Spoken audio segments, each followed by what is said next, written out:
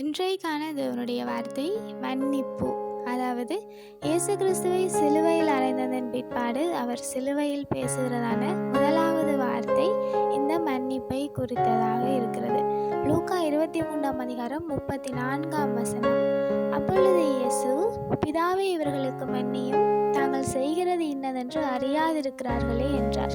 சிலுவையில் தேவனை அறைந்ததன் பிற்பாடு அவ்வளவு காயங்கள் வலிகளுக்கு மத்தியிலும் தேவன் முதலாவதாக சொன்ன வார்த்தை, இவர்களை மன்னியும், இவர்கள் என்ன செய்கிறார்கள் என்று இவர்களுக்கு தெரியவில்லை, பிதாவே இவர்களை மன்னியும் என்று சொல்லி அவ்வளவு கஷ்டத்திலையும் அந்த கடினமான நேரத்திலும் கூட தேவன் இவர்களுக்காக பரிந்து பேசுகிறார், இவர்களை மன்னிக்கிறார். இவர்கள் எவ்வளவோ துப்புகிறார்கள், குட்டுகிறார்கள், அடிக்கிறார்கள். ஆனாலும் தேவன் இவர்கள் எல்லோரையுமே அவர் மன்னிக்கிறார், மன்னிக்க வேண்டி பரிந்துரை செய்கிறார்.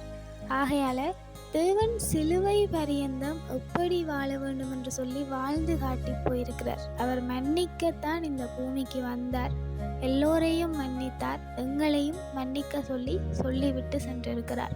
நாங்கள் மன்னித்தால் மாத்திரம்தான் எங்களையும் தேவன் மன்னிப்பார்.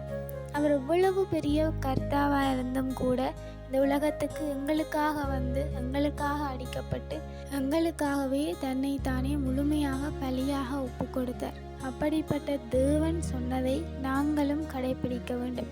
அவர் சொன்னது மாத்திரமல்ல, சிலுவை பரியந்தம் அதை செய்தும் இருக்கிறார்.